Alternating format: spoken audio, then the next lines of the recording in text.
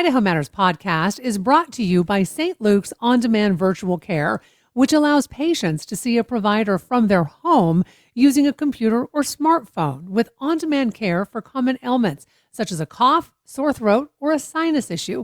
More information at stlukesonline.org. From Boundary to Bear Lake, Fremont to Payette, Oahe to Oneida, there are interesting people, places, and histories in all of Idaho's counties.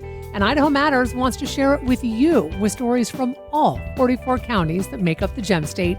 Email your ideas to idahomatters@boisestate.edu or use the Talk to Us feature in our app, available on Apple and Android, and tune in each weekday at noon for Idaho Matters.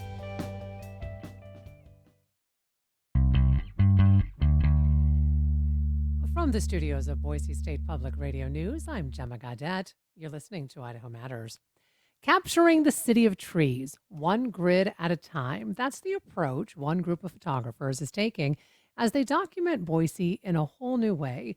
The project, which is called Boise Photo Grid, divides the city into 1.7 square mile sections, and each month photographers visit a randomly selected area, creating a growing visual map of the city. So joining us now to talk more about this project are its creator, Professor Emeritus John Francis with Boise State's Art Department, and Shauna Donahue, one of the participating photographers. I want to welcome both of you to the program. And John, let me start with you. What inspired you to create the Boise Photo Grid? Well, first off, I'd like to thank you for having us on the program. Um, I recognize there's a lot of changes going on in Boise right now, and I felt it was important to create a visual archive of this particular moment in time. Also, being a photographer and an artist, I realize that it's kind of a solitary endeavor. And so basically having other people that I could share this with was part of my motivation. And John, you've divided Boise into 41 sections, as I mentioned, of 1.7 square miles. So why did you decide to break up the city in this particular way? Well, basically, I was trying to figure out a doable uh, increment in terms of the actual way that the city would neatly break up into even number of squares. So the 1.7 square miles kind of came out of just getting even squares for the whole city. It just kind of worked Mm. out that way. And how does focusing on these smaller sections actually shape the goals of your project, John? Because we can more thoroughly investigate an area, 18 people for a month, basically going into that area and going around and taking photographs. So it's a large enough area that there's a lot of subject matter, but at the same time, it's not so large that it's overwhelming. So we can concentrate on that one particular grid area. I would Shauna, add that grid size, it means that we're spending times in areas that we wouldn't normally go to, maybe really industrial areas, maybe mm. more residential areas. And so that grid size is really nice for adding variety to what we're capturing.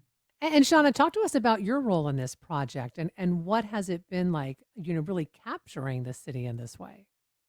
It is great to spend time with fellow photographers. Photography is kind of a solo endeavor often.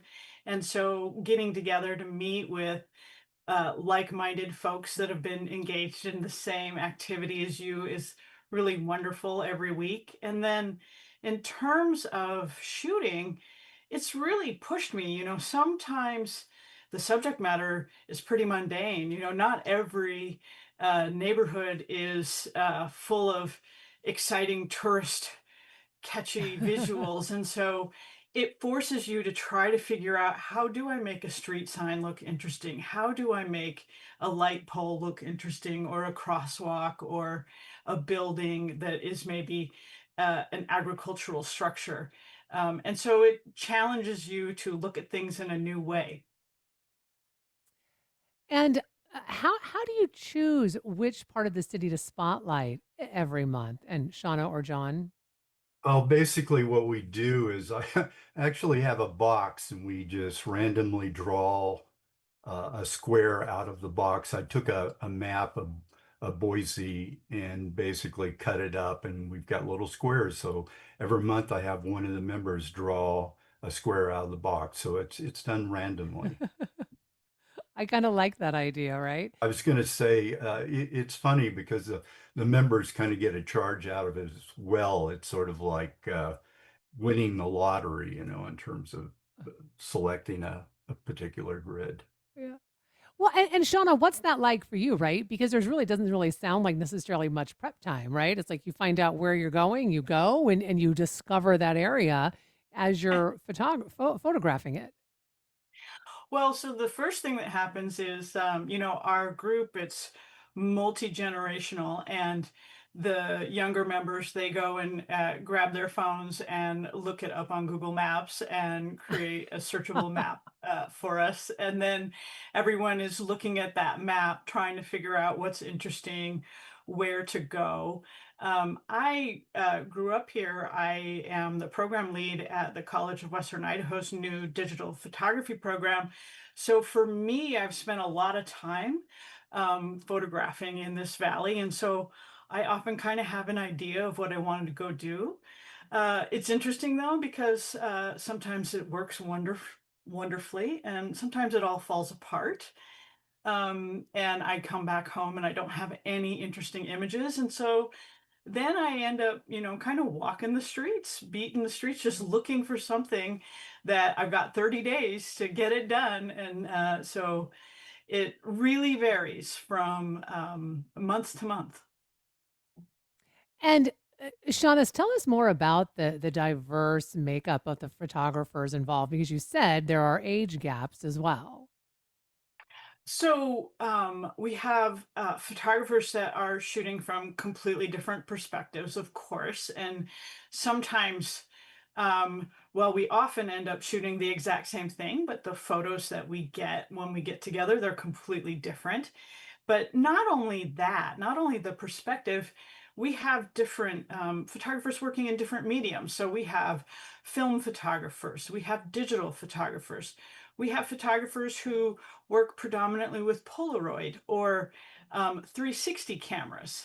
So by the time, even though we're shooting in this relatively confined area, and we often end up focusing on very similar parts in that area that kind of stand out, that have visual qualities to them that make them good candidates for photography.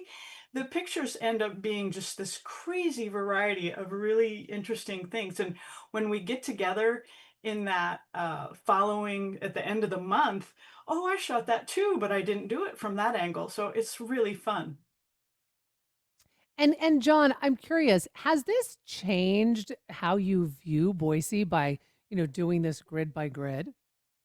Oh, absolutely. Because one of the things that happens, and for people, I think, in our lives is we tend to go down the same route to get from one place to another. And what's wonderful about this grid project is it creates a really interesting situation where you're sort of forced to investigate the whole area. So I have lived in Boise for 20 some years, and I have never gone to some of the places I've gone and investigated since I started working on this project. So it's kind of exciting, and you find out about things you never knew about Boise. And by creating this archive, I think it's also at some point we'd like to have a online presence, and it's going to be a way for the citizens of Boise to be able to go and look at their city as well from a snapshot of one particular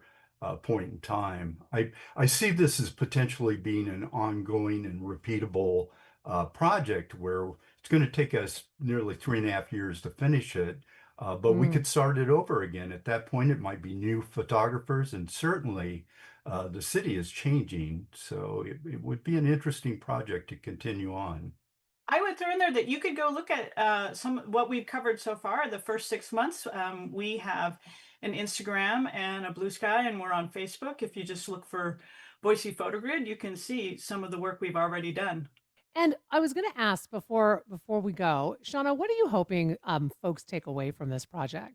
Um, I grew up here, and I love seeing the photos from when my grandparents were here in southern Idaho, and so I'm sort of hoping that we make an archive like that our grandchildren and great grandchildren will look at and marvel, just like I do now. Well, I want to thank both of you so much for coming in and chatting with us about this. We've been speaking with Professor Emeritus John Francis with Boise State's Art Department and photographer Shauna Donahue about how Boise PhotoGrid is capturing the city of trees in a brand new light. And that'll do it for this episode of Idaho Matters. Thanks so much for listening. And just a reminder, you can find all of our episodes wherever you get your podcasts.